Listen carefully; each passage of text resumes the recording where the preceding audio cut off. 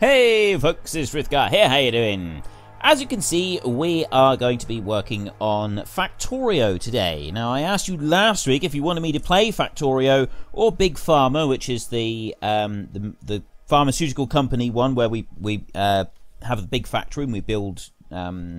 we craft drugs. We make drugs and then we sell them. Craft the World, which is the one with the dwarfs, where we send them all out to do different tasks. And then you've got Don't Starve, which is the kind of surrealistic one where we literally don't have to starve. And finally, Silver, which is the fantasy game, the really old one that I played a little while ago. And Factorio was far and away the most popular one on that vote. However, I had a lot of people asking me if I could do Banished again, because we played Banished last week. Now, I normally have a policy of not including the day's video in the vote for the following week, just to ensure that we maintain a bit of variety. So several people seem disappointed. So never fear, this coming week, this week, the question for the game for next week is going to be Banished as your first option. And then we will also have Big Pharma, which is the pharmaceutical game, Don't Starve, the surreal one, Silver, the game, you know, the fantasy game I played a little while ago, and Pharaoh, which is a real-time strategy builder game where you can build all kinds of big things. You build and maintain a city, and you have to construct some monuments and stuff. So, yeah, you've got Big Pharma, Banished, Pharaoh, Silver, or Don't Starve. It's your vote, it's your game. Head into the comment section down below, let us know which one you want and why. And, of course, don't forget to actually cast your vote in the top right-hand corner. Should be up here somewhere.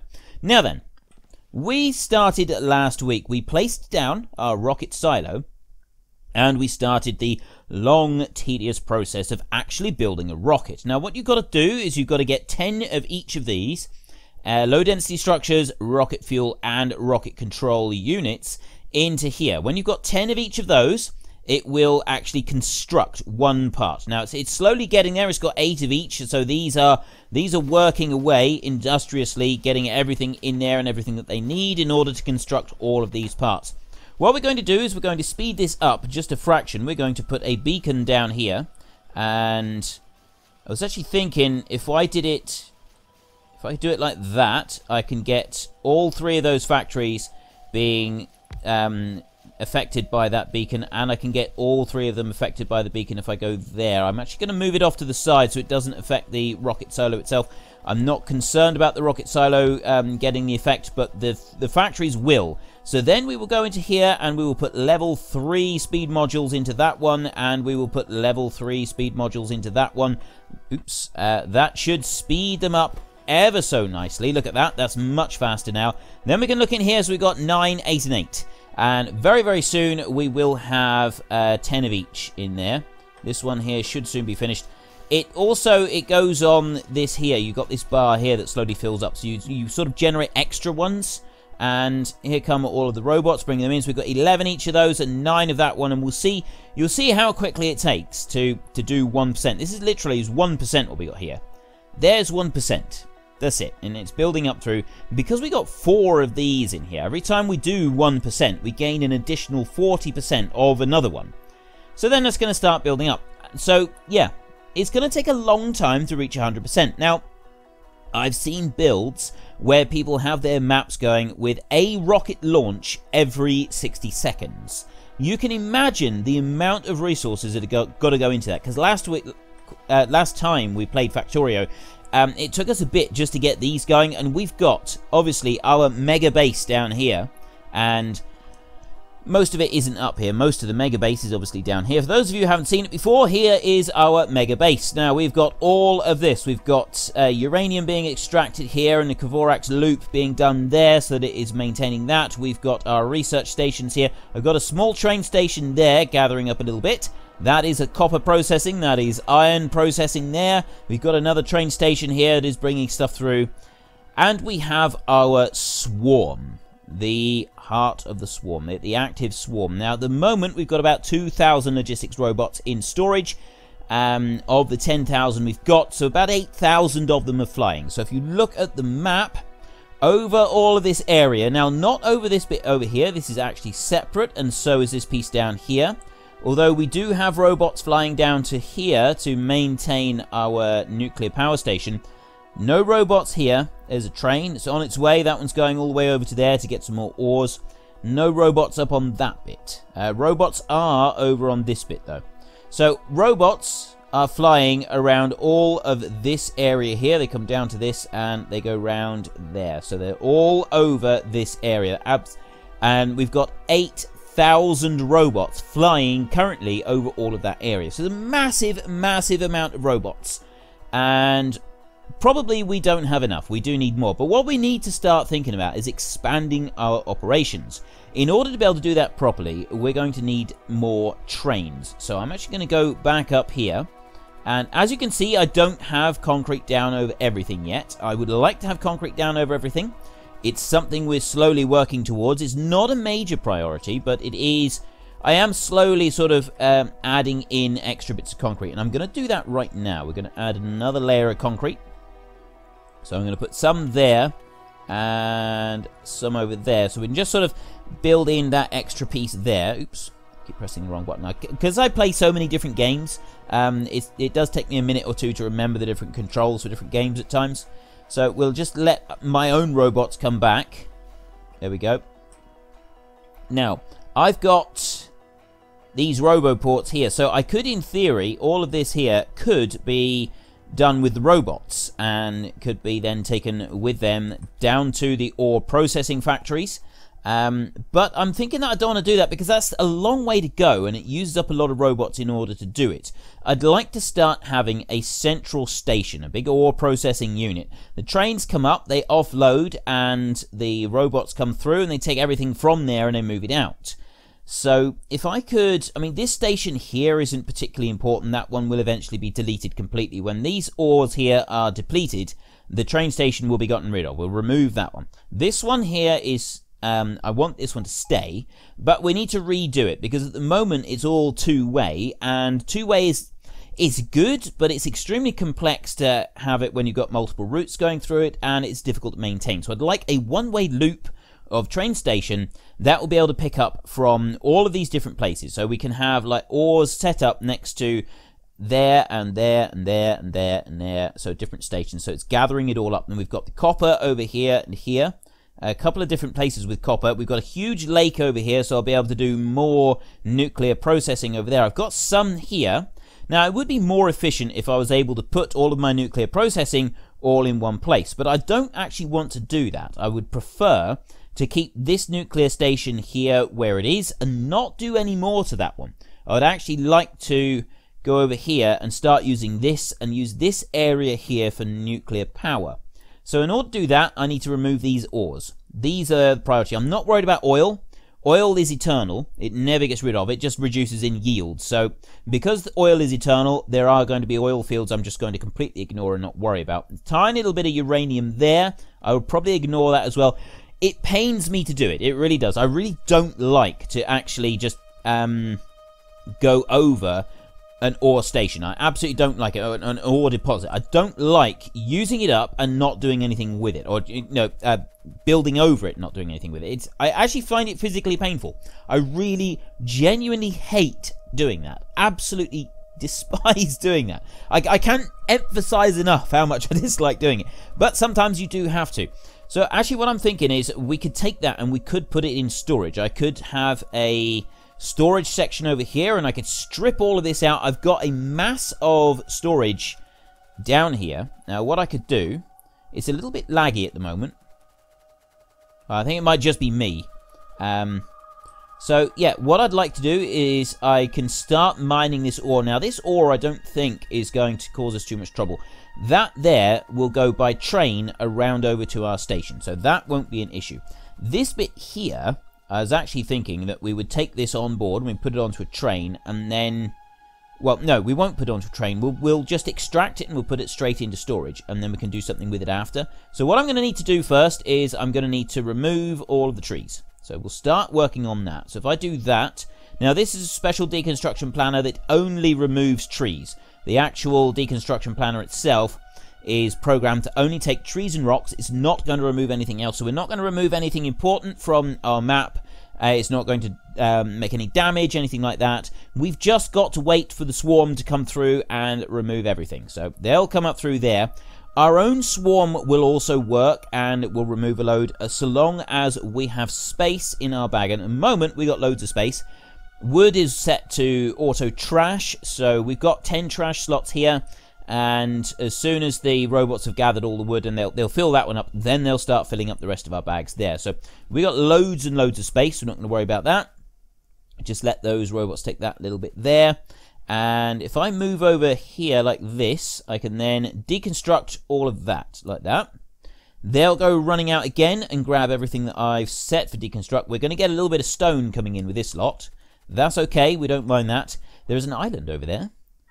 I have seen people on... I'm part of a Facebook group, Factorio Facebook group, which is really good because, I mean, I don't post in it very often, and it's under my private name, not under Frithcast, so I'm fairly anonymous on it, and I don't generally post in there at all. I just make the odd comment here and there, but it's really fascinating watching people's setups and see the different things that they get.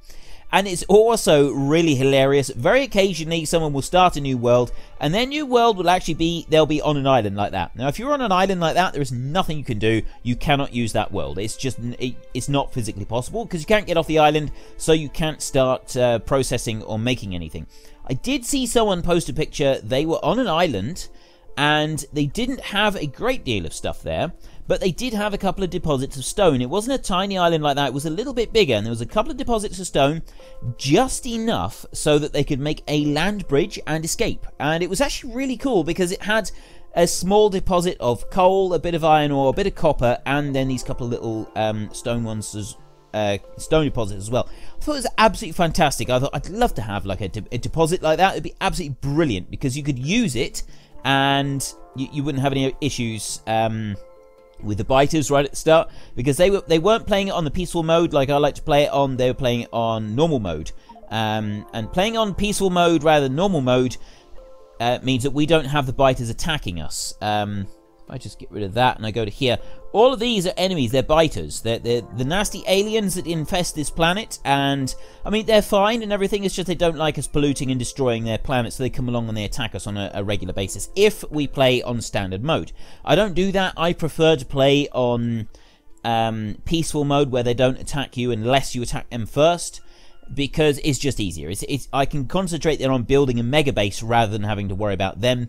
It's a different style of gameplay. Some people like it, some people don't. It's sort of once again, it's down to one of those personal preference things. Now, one of the things that you do have to be careful of when you're playing on peaceful mode. I'm just standing here waiting for these robots to remove all of the logs that we've got.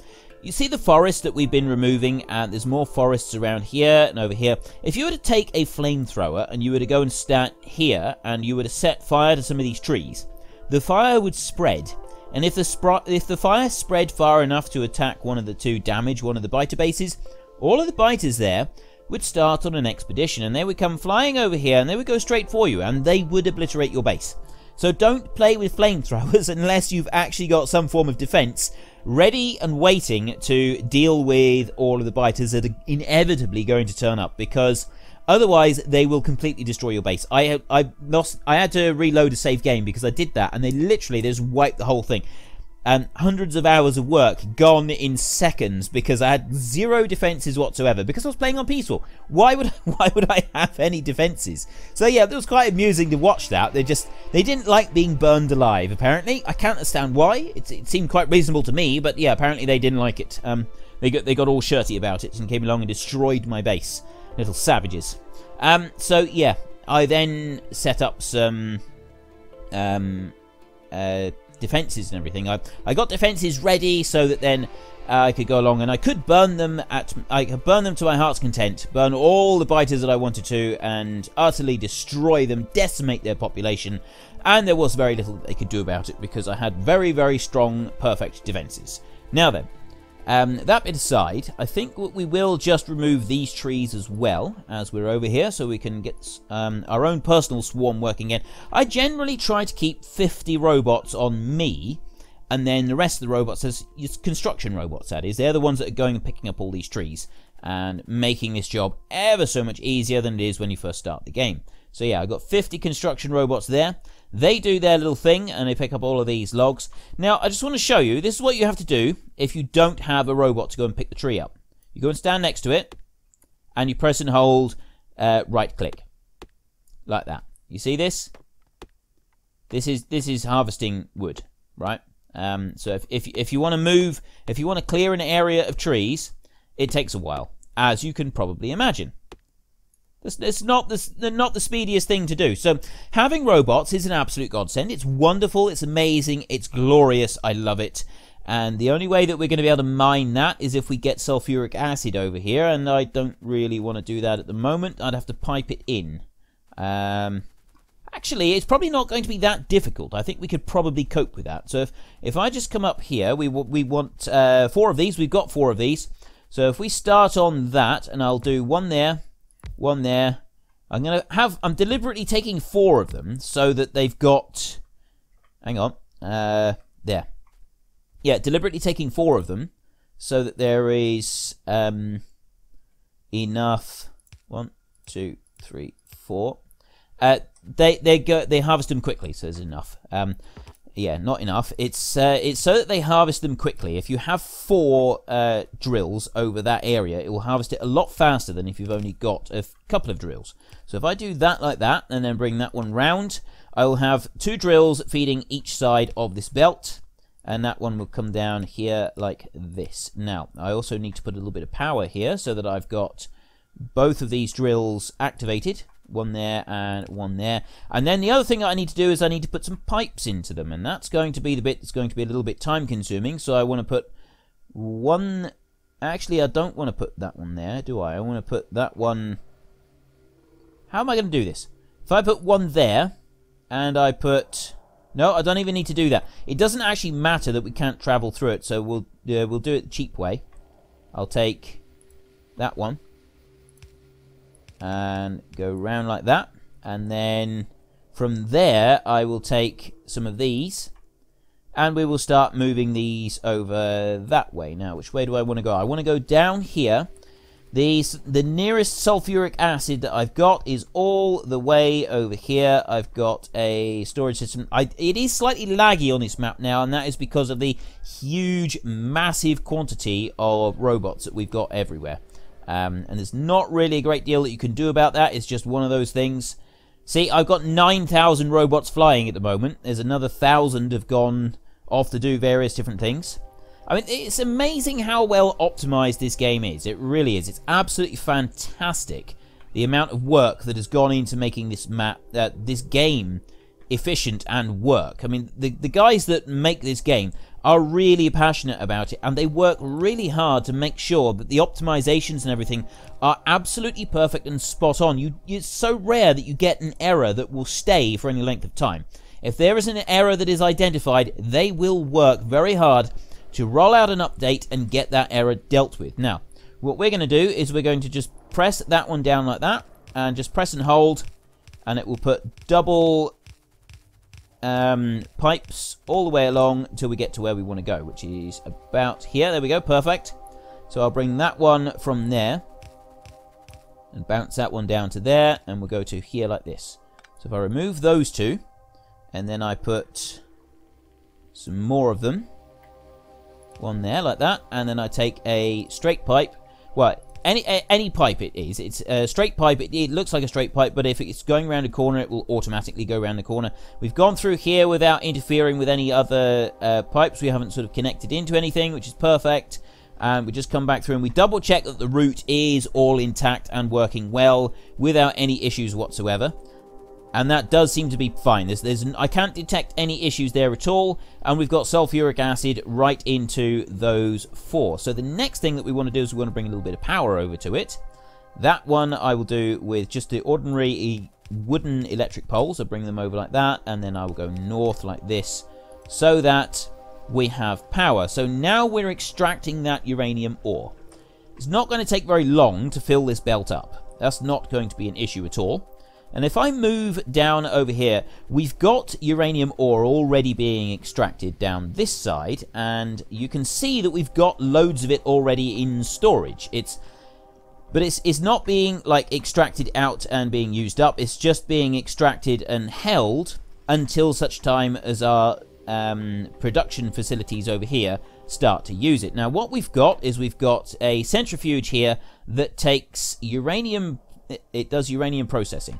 That one there, and this one here does Dvorak's enrichment process. Now what that does, it takes 40 uranium-235 plus 5 uranium-238 and turns it into 41 and 2. So what it's doing is it's using up the results of this. Now the rest of these factories over here, what they do is they take uranium ore and they produce uranium-235 and the other one, I can't remember what they're called now. Uranium-235 and uranium-238. The problem is, if you have a look, I don't know if I didn't really go over this before. So you get 0.7 of the product is the uranium-235, which is the one you need to make fuel cells, and then the rest of it is the 238, which is the cheap one, and you don't want that one. So then you come back over to here, and you've got Dvorak's enrichment process. Now this requires 40 uranium-235 and 5 238, so it takes a long time to start. This is called the Dvorak's loop. The Dvorak's loop, once going, sort of produces an almost eternal supply of the uranium-235. The uranium-235 is the very, very important bit, because once you've got that, you then take it and you make uranium fuel cells. And where am I making my uranium fuel cells? I can't remember now. Am I actually making those down the bottom? I'm making uranium fuel cells somewhere. I know that much, because if I wasn't, I wouldn't be able to run my thingy down here. So if I run down here, I will show you where we've got a huge, great big factory down here. I think I might actually be making it there. No, I'm not making it there. I'm making it here. I'm making it right here. This one here makes 10 uranium fuel cells. What you need is 10 iron plates, 1 uranium-235, and 19 uranium-238. And that will make 10 uranium fuel cells. So you do use quite a bit of the 238 up, but it's the 235 that is the really difficult bit to get. So that makes us a load of fuel cells. This is full of fuel cells. So we're not actually using up very much uranium, and then that all gets put into our power plants and slowly gets used up. And you can see it's very slow being used up. And then the spent uranium fuel cell goes into here. This is an active provider chest. An active provider chest will push anything that is put into it out of the area, and it gets taken elsewhere. So all of the spent fuel cells, they go from here. I'm just going to check the track here to make sure there's no trains coming. No, there isn't, so I can cross. Now we go up past all of our steam turbines, and we move up here. Now, where is my big storage area? I've got a storage area. I've got several storage areas, but this is the closest one. So this is the one where the fuel cells are being stored.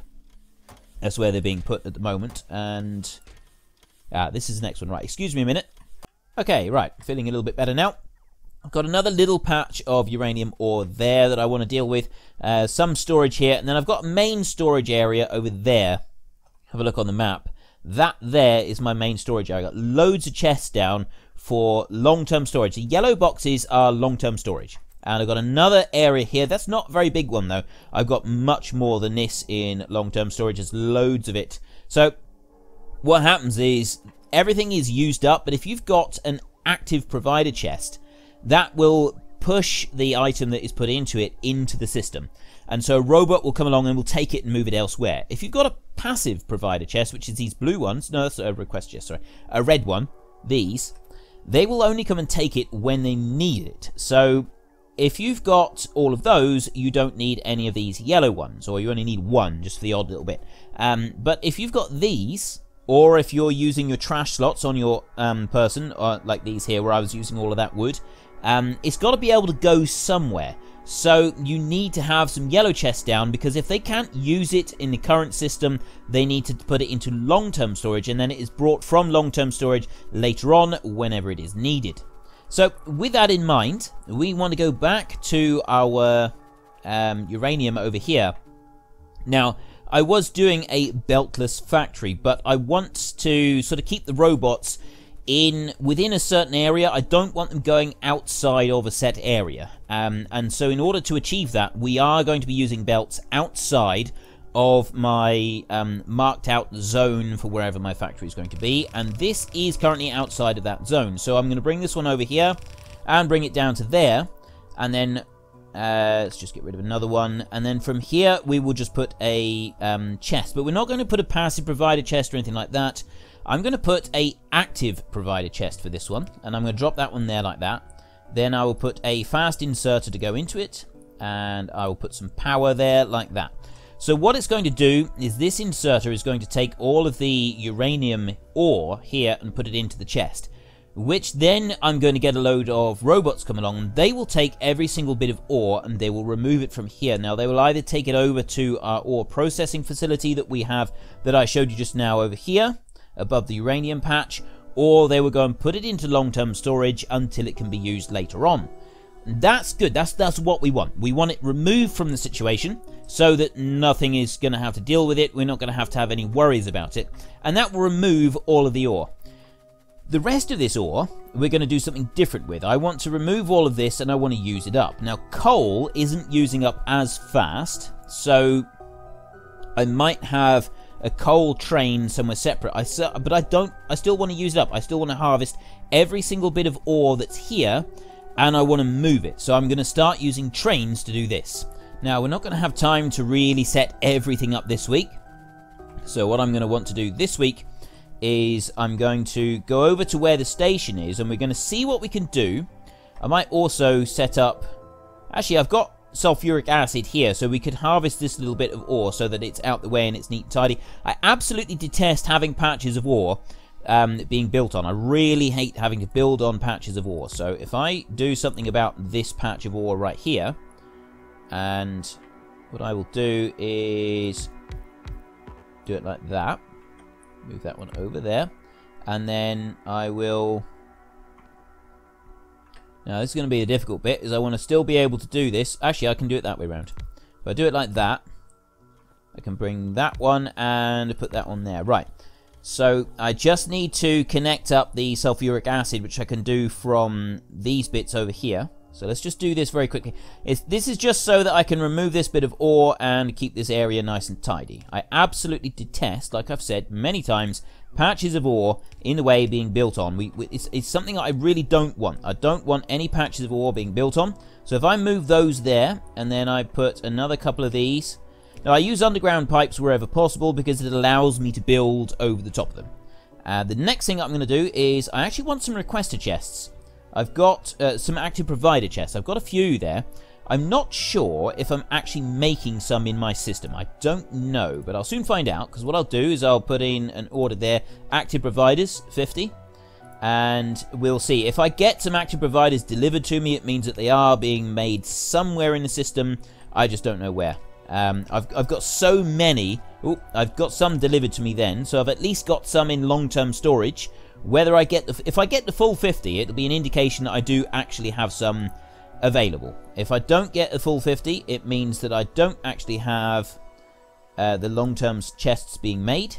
Right, let's just drop a couple of these. Put one of those there. Put another one there and another one there, and then I just want to connect it up to the system. Right, those are active provider chests. They will also, the robots will come along and they will also remove that ore and they will put it into long-term storage. No issues for us at all. Right, we've got 7, but we're not getting any more, so it doesn't look like I've actually set up a factory to build active provider chests. So that means that we will need to do that at some point if I need more of them. At this particular moment, I don't want to. Coal, we use coal in the factory here. What this one does, we can use up regular oil, which we're using here, and then we can use coal and heavy oil. It kind of does it like a loop. You feed in coal, and the heavy oil that it produces, it allows you to get more oil products without actually having to get oil. You just get coal instead. So it's still kind of a fossil fuel, but it's a use for coal later on if you don't really have very much of a use for it. At the moment, we don't have a lot of coal in storage. Yes, we do. Okay, we do have a lot of coal in storage. We've got 72,000 units of coal in storage. So that's not much of an issue. We don't have to worry about coal at the moment. Which means that all of the coal that we've got... Oh, there's another little patch of that. I'll worry about that later. I'm not going to worry about that now. So all of the coal that we've got over here, up there, 5.7 million units of it. I want to do something. I want to move it. So I want to harvest it all, but I want to put it in long-term storage. So, because we're not going to be using it up immediately. We've already got coal here being harvested. There's still 1.2 there that is going into the passive provider chest, the red ones. Now, I think that red ones get prioritized over yellow ones. So the red ones will be used up first. So if we harvest a load of this, and we have a separate train line coming through, and all of the coal is being put into active provider chests and then into a storage system, and it will then be taken from there and put into something different. So I'm kind of thinking that we would have a separate train line that will gather up all of this, bring it across, and then put it into a system like this over here. But now this is the kind of the big but of this is, how are we going to do this so that it is used up? It doesn't block everything up. And see, I've got loads of chests here. I've got plenty of storage. I got no issues with the actual storage space here. That's not going to be a problem at all. I think so. What can we put in here? I just want to find. Oh, we've got ores here. There's ores coming in. There's 28 there. 6 there. Right, that's in hundreds. Ore is in. I think actually ore only goes in 50s. 7 there. See, it's already taking it out of the long-term storage and putting it back in again, so it's kind of using it up. Ores, I believe, are in 50s, so coal is the same. Coal is stored in 50s. We've got in this chest here 4,800, so it'll be 2,400 coal per chest. Now, if we're going to get millions, we're going to need a lot of chests down on the ground. We're going to need a massive amount of chests, so I'm probably going to have to, like, copy and paste this and then make a much, much bigger grid, do it several times over. And that's fine, we can do that. And then I've got all the coal that I will ever want. And also I'm getting it out of the way. I'm moving the coal out of the way from what I've currently got. And then the next thing... See, I'm sort of planning ahead here. Now, if I build a station here, I've got passive providers down here. So the trains come in and they unload as and when the stuff is needed. But then... if it's not really needed at the moment, they can stay there and they can wait. I mean, I guess that's not a bad thing because it keeps the factory constantly fed. You're never going to grow... You don't ever go short. So that's okay. So we can do that for the iron ore and for the copper, so long as I don't actually need to clear an area of copper. If I've got to clear an area, if there is an area that is blocked up and I need to move it, I need to kind of figure out a different way of doing it. Maybe just a massive area of chests next to where I'm harvesting it, and then it moves from there. But I think that we will bring a train station, set it up here. So what we're going to need to do is we're going to want to put a loop through so that we can set up a train station here. So the first thing that we're going to do... I've actually just about run out of time. I've been talking about this so much, I've now run out of time to do this. I want to bring that one like that. And this train station is going to start here. I'm actually going to put it there, and then I can't remember how to do this. I think I press Control and then click. Nope, I don't. I press Shift and click. Oh, that brings the robot out to do it. If I go onto there, and I press Shift and then click on that, right, that's how you do it. So that it sort of brings out a continuous loop. I want to go straight down to there, and then I want to go straight over this way so that it goes round a loop. And then from there, I want to go north. And I want to go north as easily as possible without causing too much problems. It doesn't really matter how far north I go. I can go north as far as I want to. I can go like that. So it builds that up, and I let my robots build in this, and then any area that is covered by the roboports themselves will cover that. So we're carrying on this way. So I can carry on from here. And I now want to move this way. Now, how far down can I put that? It's literally going to have to go to there. We're now coming up to a body of water. And I don't want that body of water there. It's actually going to be right in my way. But I'm going to show you another little thing that we could do. Oop. That's my timer to say that we've run out of time. So now that it's saying it's got this big red cross here because there's things in the way. But if I press and hold shift as I do it, what will happen is the track will get moved and it will go right through the trees, and then I press it down. What the robots do then is they go along and they will remove the trees first, and then they'll put the track down on top of it, so we can just keep traveling through and we can make the track go wherever we actually need it to go. That bit of water is eventually going to be in the way, so we're not going to worry about it.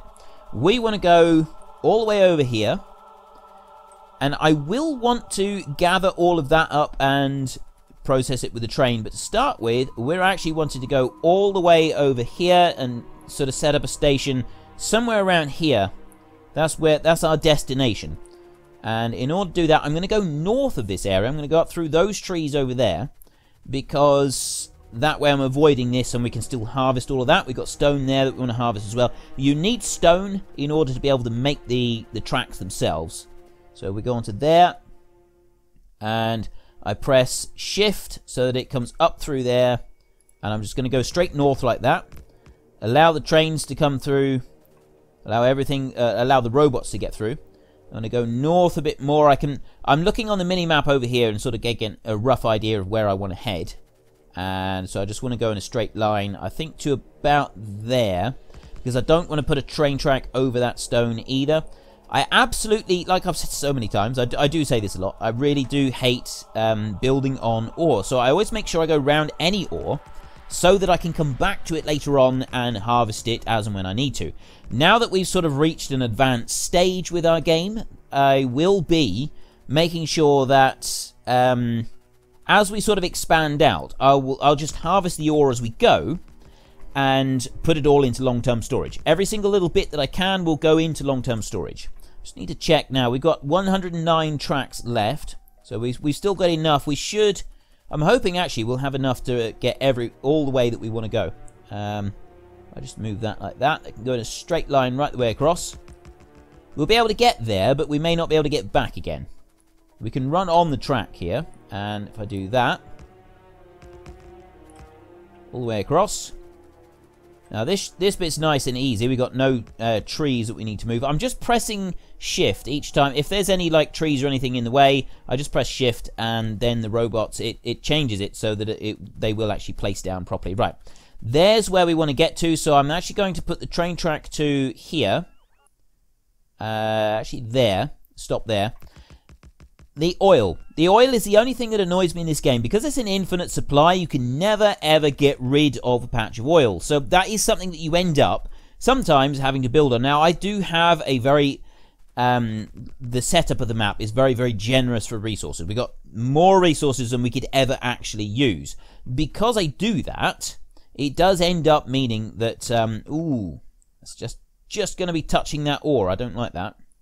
I don't like that at all. I did that wrong. You know what, we're going to get rid of that, and I'm going to come down here, and I'm going to get rid of that one and that one so that it will come back up a little bit further. That being said though, oh, we've still got 94 pieces of straight rail. We've got more than I thought here. So let's take that and go like that. Now that's going to avoid that patch of ore there. So we've got enough of a straight line there that we can make a station, and we can harvest all of this, and all of this is going to go into active provider chests, which will also include that little area of iron ore there. And then the copper down here, I'm not so worried about that. We might just do that as a separate train station, and put this separate train station sort of over here instead. Right, now I've done that bit there. I need to actually, I'm going to change that.